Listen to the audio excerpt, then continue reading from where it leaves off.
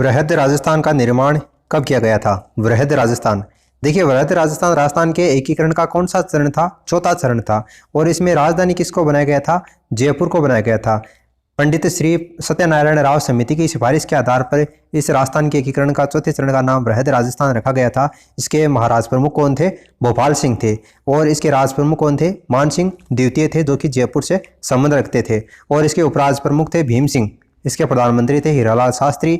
और इस वृहद राजस्थान के तहत 5 विभाग स्थापित किए गए थे, जिसमें शिक्षा का विभाग बीकानेर को बनाया गया, न्याय का विभाग जोधपुर को बनाया गया, वन विभाग कोटा को बनाया गया, कृषि विभाग भरतपुर को और खनिज विभाग उदयपुर को बनाया गया था। और इस वृहद राजस्थान के उद्घाटनकर्ता कौन थे? सरदार वल्लभ भाई पटेल थे। आपको बताना है कि इस वृहद राजस्थान का निर्माण कब हुआ था? तो देखिए 30 मार्च 1949 को हुआ था। 30 मार्च 1949 को। ऑप्शन सी क्या हो जाएगा? इसका करेक्ट आंसर हो जाएगा।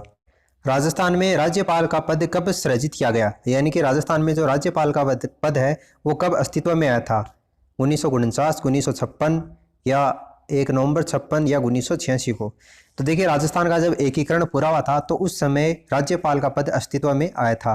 कहने का मतलब है 1 नवंबर 1956 क्या हो जाएगा? इस क्वेश्चन का करेक्ट आंसर हो जाएगा। मत्स्य संघ की स्थापना कब हुई थी?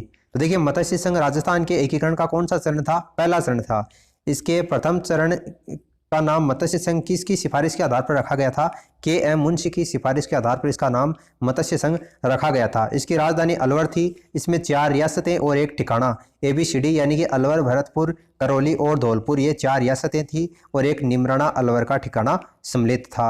इसमें राजधानी अलवर को बनाया गया था। इसके प्रधानमंत्री शोभाराम कुमावत थे। इसके उप प्रधानमंत्री गोपीलाल यादव थे और जुगल किशोर चतुर्वेदी को भी बनाया गया था। इसके उद्घाटनकर्ता कौन थे? NV गौडगिल थे। NV गौडगिल का पूरा नाम क्या है? नरहरि विष्णु गौडगिल।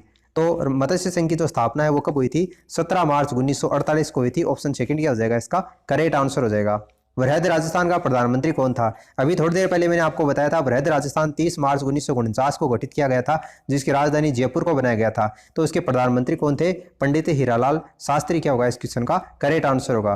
प्रथम लोकतांत्रिक सरकार के मुख्यमंत्री कौन थे? प्रथम लोकतांत्रिक सरकार, इसके मुख्यमंत्री कौन थे? मोहनलाल सुखाड़िया, टीकाराम पालीवाल, जय नारायण व्यास या हीरालाल शास्त्री। प्रथम लोकतांत्रिक सरकार, इसके मुख्यमंत्री कौन थे? तो देखिए इसका आंसर होगा टीकाराम पालीवाल। Option second. राजस्थान उच्च न्यायालय की स्थापना कहां पर की गई? राजस्थान उच्च न्यायालय की स्थापना जयपुर, जोधपुर, झालावाड़ या टोंक। तो टोंक और झालावाड़ तो इसका आंसर नहीं होगा। जयपुर, जोधपुर में से आपको बताना है कि राजस्थान उच्च न्यायालय की स्थापना कहां पर की गई थी। तो देखिए मैंने आपको बताया था कि राजस्थान के एकीकरण के चौथे चरण के अंतर्गत 5 विभाग गठित किए गए थे, जिसमें न्याय विभाग किसको बनाया गया था? जोधपुर को बनाया गया था। इसका मतलब राजस्थान जो उच्च न्यायालय है उसकी स्थापना कहां पर की गई है? जोधपुर। क्या होगा इसका करेक्ट आंसर होगा।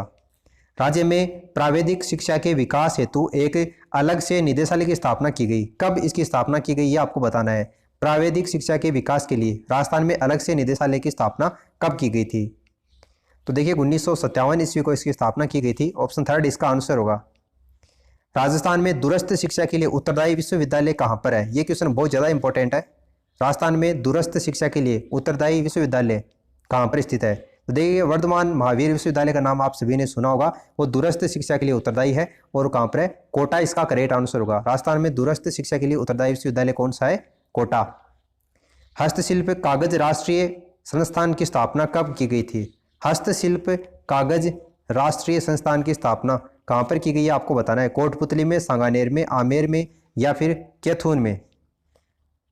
कागज हस्तशिल्प राष्ट्रीय उद्यान, तो देखिए सांगानेर क्या होगा इस क्वेश्चन का करेक्ट आंसर होगा। Option second.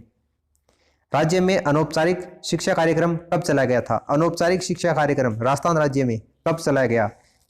1974, 1975, 1978 या 1987 को। अनौपचारिक शिक्षा कार्यक्रम राजस्थान में 1975 ईस्वी में चलाया गया था। Option second. गुरु नानक भवन संस्थान कहां पर स्थित है? गुरु नानक भवन संस्थान कहां पर स्थित है? बीकानेर, जयपुर, अजमेर या जोधपुर। गुरु नानक भवन संस्थान कहां पर स्थित है? जयपुर के अंतर्गत स्थित है, राजस्थान की राजधानी। ऑप्शन सेकंड इसका आंसर होगा। राम सागर वन विहार कहां पर स्थित है? ये क्वेश्चन बहुत ज्यादा इंपॉर्टेंट है, काफी बार एग्जाम में पूछा जाता है। राम सागर वन विहार कहां पर स्थित है? भरतपुर, बांसवाड़ा, कोटा या धौलपुर। तो कोटा इसका आंसर नहीं होगा, और बांसवाड़ा इसका आंसर नहीं होगा, और भरतपुर भी नहीं होगा। इसका मतलब कौन सा होगा? राम सागर जो वन विहार है वो कहाँ पर आपका? धौलपुर में है। राजस्थान की सबसे बड़ी खारे पानी की झील कौन सी है? राजस्थान की सबसे बड़ी खारे पानी की झील कौन सी है और कहाँ पर है? तो जयपुर के अंतर्गत है ये। भारत का टोटल नमक उत्पादन का 8.7% नमक केवल इसी झील से उत्पादित होता है, खारे पानी की झील सांबर इसका करेक्ट आंसर होगा। जाखम नदी किसकी सहायक नदी है? जाखम नदी कौन सी नदी की सहायक नदी है? लूनी नदी, बाणगंगा, चंबल या माही नदी? जाखम नदी कौन सी नदी की सहायक नदी है? तो देखिए माही नदी की एक सहायक नदी है, ऑप्शन डी इसका आंसर होगा। महाराणा प्रताप की जन्मस्थली कौन सी है? महाराणा प्रताप का जन्म कहाँ पर हुआ था ये आपको बताना है। महाराणा प्रताप की जन्मस्थली चित्तौड़, कुंभलगढ़, उदयपुर या हल्दीघाटी? महाराणा प्रताप की जन्मस्थली, देखिए कुंभलगढ़ क्या होगा इस क्वेश्चन का करेक्ट आंसर होगा। कुंभलगढ़ के अंतर्गत जो एक अंतः दुर्ग है, कटारगढ़ दुर्ग उसको बोलते हैं। महाराणा सांगा ने इब्राहिम लोदी को किस युद्ध में हराया था? महाराणा सांगा ने इब्राहिम लोदी को कौन से युद्ध में हराया था? सिवाना के युद्ध में, खातौली के युद्ध में, सारंगपुर का युद्ध या खानवा का युद्ध? महाराणा सांगा ने इब्राहिम लोदी को कौन से युद्ध में परास्त किया था? तो देखिए खातौली के युद्ध में किया था, ऑप्शन सेकंड इसका आंसर होगा।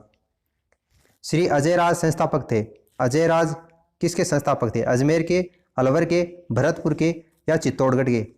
देखिए अजय राज किसकी बात हो रही है? अजय राज चौहान शासक थे, ये चौहान शासक अजय राज चौहान की बात हो रही है। तो अजय राज चौहान ने किसकी स्थापना की थी? अजमेर की स्थापना की थी, ऑप्शन फर्स्ट इसका करेक्ट आंसर होगा। राजस्थान का सर्वाधिक आर्द्र स्थान कौन सा है? राजस्थान का सर्वाधिक आर्द्र स्थान पूछा है। अगर आपसे सर्वाधिक आर्द्र जिला पूछता तो कौन सा हो जाता? झालावाड़ हो जाता है। आपसे स्थान पूछा है, इसका मतलब माउंट आबू क्या हो जाएगा? इसका करेक्ट आंसर हो जाएगा। बनास नदी पर कौन सा बांध है? देखिए यहाँ पर ये बानस लिखा गया है, बनास नदी होगा। बनास नदी पर कौन सा बांध बना हुआ है? जवाई बांध, रामगढ़ बांध, मेजा बांध या बिसलपुर बांध? बनास नदी पर कौन सा बांध बना हुआ है? जिस बांध से जयपुर जिले को पानी के पेयजल की आपूर्ति होती है पीने के पानी के लिए। तो आप समझ गए होंगे कि बिसलपुर बांध क्या होगा, इस क्वेश्चन का करेक्ट आंसर होगा। ये बनास नदी के ऊपर बना हुआ है। जौ का उत्पादन राजस्थान में किस समय होता है? जौ का उत्पादन राजस्थान में कौन से समय में होता है? यानी कि जो है वो राजस्थान में खरीफ की फसल है या रबी की फसल है, जायद की फसल है या ये सभी हैं? तो ये तो आंसर नहीं होगा, जायद भी नहीं होगा। रबी और खरीफ में से आपको बताना है जौ का उत्पादन राजस्थान में कौन से समय में होता है, यानी कि कौन सी फसल है ये। तो ये रबी की फसल है, जौ और गेहूं दोनों ही। तो ऑप्शन सेकंड इसका आंसर हो जाएगा। राजस्थान में संगमरमर की मूर्तियां कहाँ पर बनती हैं? तो ये क्वेश्चन मैंने आपको पहले भी एक वीडियो में बताया था कि राजस्थान के अंतर्गत जो संगमरमर की जाली बनती है वो तो जैसलमेर में बनती है, लेकिन संगमरमर की जो मूर्तियां हैं, मार्बल की मूर्तियां, वो राजस्थान में कहाँ पर बनती हैं? राजस्थान की राजधानी जयपुर में बनती हैं, इसलिए ऑप्शन फर्स्ट इसका आंसर हो जाएगा। राजस्थान में बीड़ी बनाने का सरकारी कारखाना कहाँ पर स्थित है? बीड़ी बनाने का, तेंदू के पत्ते से जो बीड़ी बनती है उसका सरकारी कारखाना राजस्थान में कहाँ पर है? टोंक, बूंदी, झालावाड़ या फिर कोटा में? बीड़ी बनाने का सरकारी कारखाना कहाँ पर है? टोंक जिले में है, ऑप्शन फर्स्ट इसका आंसर होगा। पृथ्वीराज रासो के अनुसार राजपूतों के 4 वंश परमार, चालुक्य, चाहमान हैं, ये क्या हैं? सूर्यवंशीय हैं, अग्निवंशीय हैं या रघुवंशीय हैं या फिर चंद्रवंशीय हैं?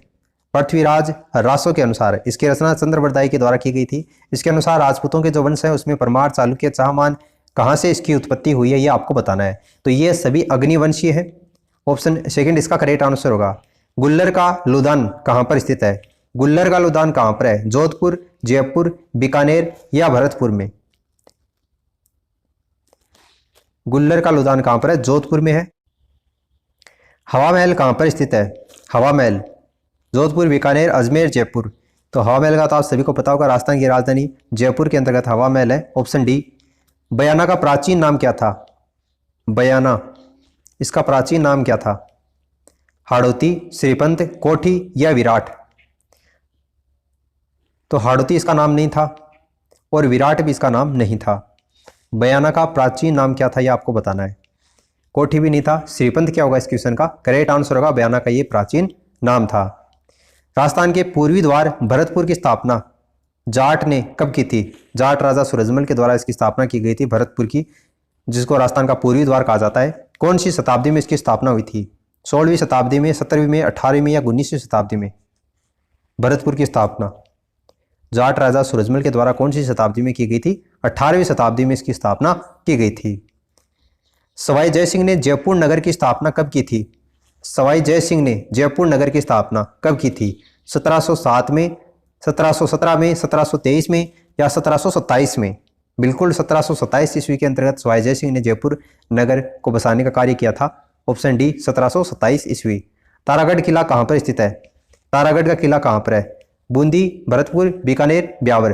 तारागढ़ का जो फेमस किला है वो अजमेर में है, आप सभी को पता है। तारागढ़ दुर्ग, जिसको अजयमेरू दुर्ग बोलते हैं, गढ़पिठली दुर्ग भी उसी को बोलते हैं, लेकिन आपको अजमेर यहाँ पर ऑप्शन में नहीं दे रखा। तो दूसरा जो तारागढ़ का किला है वो कहाँ पर? आपका बूंदी के अंतर्गत है, इसलिए ऑप्शन फर्स्ट क्या हो जाएगा? इसका करेक्ट आंसर हो जाएगा।